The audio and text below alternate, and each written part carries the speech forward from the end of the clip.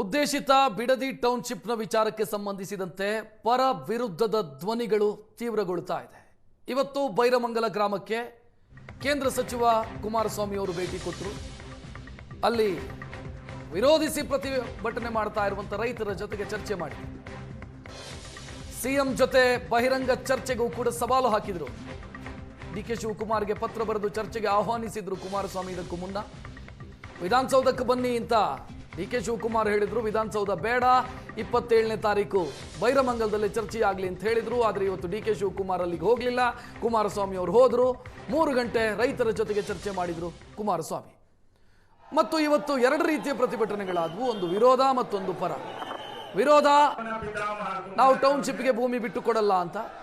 ಪರ ಯಾರ್ದು ಅಂತಂದ್ರೆ, ಈ ಭೂಮಿಯನ್ನು ನಾವು ಬಿಟ್ಟುಕೊಳ್ಳೋದಕ್ಕೆ ರೆಡಿ ಇದ್ದೀವಿ, ಅಭಿವೃದ್ಧಿಯ ಅಗತ್ಯ ಇದೆ ಅಂತ. ಕುಮಾರಸ್ವಾಮಿ ಅವರು ಬಂದಂತ ಸಂದರ್ಭದಲ್ಲಿ ಕೆಂಪು ಬಾವುಟದ ಪ್ರದರ್ಶನವನ್ನ ಯೋಜನೆಯ ಪರ ಇದ್ದವರು ಮಾಡಿದರೆ, ಹಸಿರು ಬಾವುಟದೊಂದಿಗೆ ಕುಮಾರಸ್ವಾಮಿ ಅವರನ್ನ ಸ್ವಾಗತಿಸಿದ್ರು ವಿರೋಧಿಸಿದಂತ ರೈತರು. ವೇದಿಕೆಯಲ್ಲಿ ಕುಮಾರಸ್ವಾಮಿ ಅವರು ಭಾಷಣ ಮಾಡಿದ್ರು. ರಾಜ್ಯ ಸರ್ಕಾರದ ವಿರುದ್ಧ ವಾಗ್ದಾಳಿ ನಡೆಸಿದರು.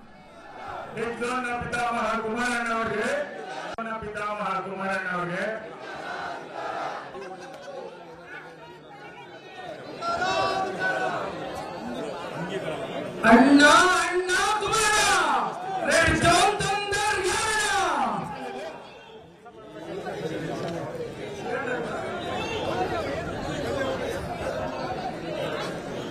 ರೆಡ್ ಝೋನ್ ಇಲ್ಲ ರೈತರು ನಿರ್ಣಯ ಮಾಡೋರು ಇದು ಸರಿ ಯಾವುದು ತಪ್ಪು ಯಾವುದು ಅಂತ. ಸುಮ್ಮನೆ ತಪ್ಪು ಮಾಹಿತಿ ಕೊಡಕ್ಕೆ ಈ ಸರ್ಕಾರದಲ್ಲಿ ಬಂದು ಇನ್ನೂ 1.5 ವರ್ಷ ಆದ್ರೆ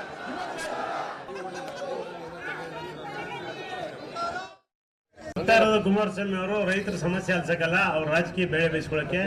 ನೀವು ಅವತ್ತು ಪವಿತ್ರ ವಿಧಾನಸೌಧದಲ್ಲಿ ನಿಮ್ಮನ್ನ ಕರೆದಾಗ ನೀವು ಗೌರವವಾಗಿ ಬರ್ಬೇಕಾಯ್ತು.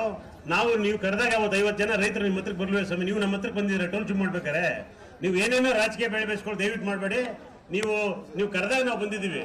ನೀವು ಯಾರನ್ನು ಕೇಳಿ ನೀವು ಟೌನ್ಶಿಪ್ ಮಾಡಿಲ್ಲ.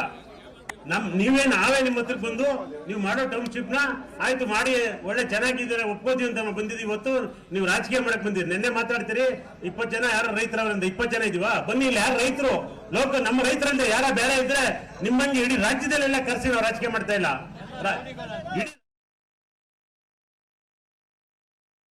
ಇಲ್ಲ ಸರ್, ಇಲ್ಲಿ ತನಕ ನಾವು 1.5 ವರ್ಷ ಆಯ್ತು. ಇಲ್ಲಿವರೆಗೂ ಯಾವುದೇ ಒಂದು ರಾಜಕೀಯ ವ್ಯಕ್ತಿಗಳಾಗ್ಲಿ ಯಾವುದೇ ಒಂದು ಪ್ರತಿನಿಧಿಗಳಾಗ್ಲಿ ಬಂದು ಕೇಳಲಿಲ್ಲ. ಆದ್ರೆ ಅವ್ರಿಗೆ ಮಾತ್ರ ರಾಜಕೀಯ ವ್ಯಕ್ತಿಗಳು ಮಕ್ಳುಗಳು ಒಂದು ಸೈಕಲ್ ತುಳಿಬೇಕು ಅಂದ್ರೆ ಒಂದು ಗ್ರೌಂಡ್ ಇರಬೇಕು, ಕ್ರಿಕೆಟ್ ಆಡಬೇಕು ಅಂದ್ರೆ ಒಂದು ಗ್ರೌಂಡ್ ಇರಬೇಕು, ಅವ್ರು ಎಲ್ಲರ ಅವ್ರು ಏನೋ ಒಂದು ವಿಶ್ರಾಂತಿ ತಗೋಬೇಕು ಅಂದ್ರೂ ಅವ್ರಿಗೊಂದು ರೆಸಾರ್ಟ್ ಇರಬೇಕು, ಎಲ್ಲಾ ತರ ಅನುಕೂಲ ಮಾಡ್ಕೊಂಡಿರ್ತಾರೆ. ಅವ್ರಿಗೆ ಮಾತ್ರ ನಾವು ರೈತರು 1/2 ಎಕರೆ 1 ಎಕರೆ ನಾವು ಬದುಕಬಾರ್ದ, ನಮ್ಮ ಜೀವನ ನಾವು ಕಟ್ಕೋಬಾರ್ದ, ನಮ್ಮ ಮಕ್ಳಿಗೆ ನಮ್ಮ ತಾತ ಅಜ್ಜಂದ್ರಿಂದ ಉಳಿಸ್ಕೊಂಡ್ ಬಂದಿರೋ ಪಿತ್ರಾರ್ಜಿತ ಆಸ್ತಿ ನಾವು ಕೊಡಬಾರ್ದ? ಹಂಗಾರೆ ಅವ್ರಿಗೆ ಮಾತ್ರ ಅಕ್ಕಿರುತ್ತೆ, ನಮ್ಗೆ ಅಕ್ಕಿಲ್ವಾ? ಮುಖ್ಯಮಂತ್ರಿಗಳು ಇಲ್ಲಿಂದ ಪಾದಯಾತ್ರೆ ಹೊರಟು ನಮ್ಮ ನೀರು ನಮ್ಮ ಹಕ್ಕು, ನಮ್ಮ ಭೂಮಿಗೆ ನಮ್ಮ ಹಕ್ಕಿಲ್ವಾ? ಇವತ್ತು ಎಲ್ಲ ಹೇಳ್ತಾರೆ ಹೊರಗಡೆಯಿಂದ ಕರ್ಸಿದ್ದಾರೆ ಅಂತ. ಯಾಕೆ ಸರ್ ಹೊರಗಡೆಯಿಂದ ಕರ್ಸ್ಕೊಳ್ಳೋಣ? ಅಂದ್ರೆ ನಮ್ಮ ಭೂಮಿಗೆ ನಾವು ಉಳಿಸ್ಕೊಳ್ಳೋಷ್ಟು ನಮ್ಗೆ ಯೋಗ್ಯತೆ ಇಲ್ವಾ, ತಾಕತ್ತಿಲ್ವಾ? ಯಾರು ರಿಯಲ್ ಎಸ್ಟೇಟ್ ಏಜೆಂಟ್ಗಳು ಕೂತಿರ್ಬೋದು 40 ಎಕರೆ 50 ಎಕರೆ ಇಟ್ಕೊಂಡು ನಾವು ಕೊಡ್ತೀವಿ, ಅಭಿವೃದ್ಧಿ ಬೇಕು ಅಂತ ಇರ್ಬೋದು. ನಾವು ಆಲ್ರೆಡಿ ಅಭಿವೃದ್ಧಿ ಆಗಿದ್ದೀವಿ. ನಮ್ಗೆ ಯಾವುದೇ ಒಂದು ಅಭಿವೃದ್ಧಿ ಬೇಕಾಗಿಲ್ಲ ಸರ್ಕಾರದ ಕಡೆಯಿಂದ. ಇವತ್ತು ಕೂಡ ಹೇಳ್ತೀವಿ, ನಮ್ಗೆ ಯಾವುದೇ ಅವ್ರ ಗ್ಯಾರಂಟಿ ಯೋಜನೆ ಬೇಡ, ನಮ್ಮ ಭೂಮಿ ನಮಗೆ ಬೇಕು, ನಮ್ಗೆ ಉಳಿಸ್ಕೊಡಿ ಅಷ್ಟೇ. ಇನ್ನು ಕುಮಾರಸ್ವಾಮಿ ಅವರು ರೈತರ ಮುಂದೆ ಮಾತನಾಡಿದ್ರು ಕೂಡ. ನಾನು ರೈತರ ಪರ ಇದ್ದೀನಿ, ಅದಕ್ಕೆ ಬೆಂಬಲ ಸೂಚಿಸೋದಕ್ಕೆ ಇಲ್ಲಿಗೆ ಬಂದಿದ್ದೀನಿ. ಡಿಕೆ ಶಿವಕುಮಾರ್ ಇಲ್ಲಿಗೆ ಬರೋದಿಲ್ಲ ಅಂತ ನನಗೆ ಗೊತ್ತಿದೆ. 480 ದಿನದಿಂದ ರೈತರು ಪ್ರತಿಭಟನೆ ಮಾಡ್ತಾ ಇದ್ದಾರೆ. ನಿನ್ನೆಯಿಂದ ಕೆಲವರು ಭೂಮಿ ಕೊಡ್ತೀನಿ ಅಂತ ಕೂತಿದ್ದಾರೆ. ರೈತರು ಬಾವುಟ ಬಿಟ್ಟು, ಕೆಂಪು ಬಾವುಟ ಹಿಡಿದು ಕೂತಿದ್ದಾರೆ. ರೈತರ ಬಾವುಟ ಬಿಟ್ಟು ಟೌನ್ಶಿಪ್ ಪರ ಪ್ರತಿಭಟನೆಗೆ ಕೇಂದ್ರ ಸಚಿವ ಕುಮಾರಸ್ವಾಮಿ ವೇದಿಕೆಯಲ್ಲಿ ಆಕ್ರೋಶ ವ್ಯಕ್ತಪಡಿಸಿದರು.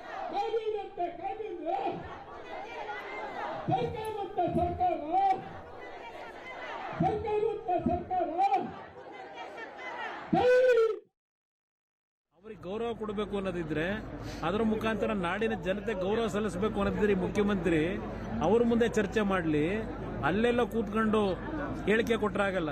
ಕುಮಾರಸ್ವಾಮಿ ಕರೆದ ಕನಸಿನ ಕೂಸು ಇದೆಲ್ಲ ಅಲ್ಲಿ ಹೇಳೋದಲ್ಲ. ಇಲ್ಲಿ ಬರೆದ್ರೆ ನಾನು ಬಂದಿದ್ದೀನಿ, ಧೈರ್ಯವಾಗಿ ಚರ್ಚೆ ಮಾಡಕ್ ತಯಾರಾಗಿದ್ದೀನಿ. ಅಲ್ಲೆಲ್ಲ ಧರಣಿ ಮಾಡ್ತಾವ್ರಲ್ಲ. ಈಗ ರೆಡ್ ಈ ಯಾಕೋ ಕಾಂಗ್ರೆಸ್ ಬಾವುಟ ಬಿಟ್ಬಿಟ್ಟವ್ರೆ. ಕಾಂಗ್ರೆಸ್ ಬಾವುಟ ಬಿಟ್ಬಿಟ್ಟು ಅದೆಂತ ರೆಡ್ ಫ್ಲಾಗ್ ಇಟ್ಕೊಂಡವ್ರೆ.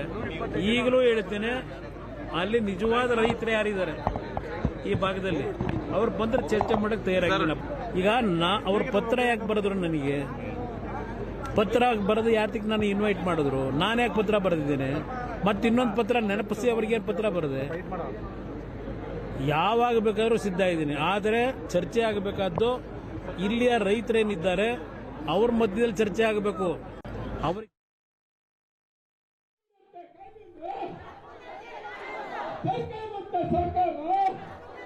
ಮುಖ್ಯಮಂತ್ರಿ ಇದರ ಬಗ್ಗೆ ಮಾತನಾಡಿದ್ದಾರೆ. ವಿರೋಧದ ಮಧ್ಯೆಯೂ ಕೂಡ ಟೌನ್ಶಿಪ್ ಯಾಕೆ ಬೇಕು ಅಂತ ಪ್ರತಿಪಾದಿಸಿದ್ದಾರೆ.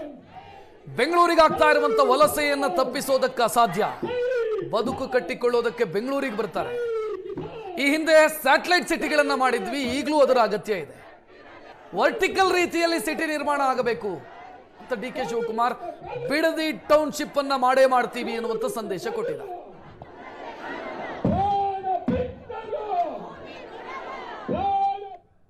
ಸೊ ಅದರಿಂದ ಇಡೀ ಪ್ರಪಂಚ ನಮ್ಮ ಬ್ರ್ಯಾಂಡ್ ಬೆಂಗಳೂರನ್ನ ಯಾವ ನಿಟ್ಟಿನಲ್ಲಿ, ಯಾಕೆಂದ್ರೆ ಪ್ರತಿ ವರ್ಷ ಕೂಡ ಜನ ಆಕರ್ಷಣೆ ವಿಪರೀತ ಆಗ್ತಾ ಇದೆ.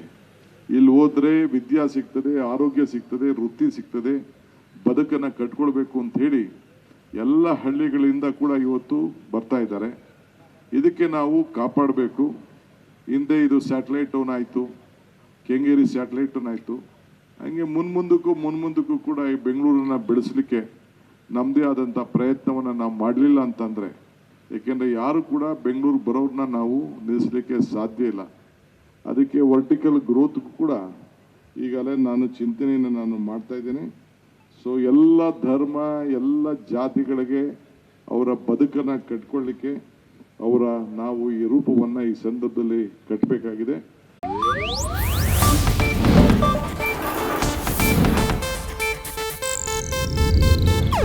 ಇದು ಏಷ್ಯಾನೆಟ್ ನ್ಯೂಸ್ ನೆಟ್ವರ್ಕ್ ಪ್ರಸ್ತುತಿ.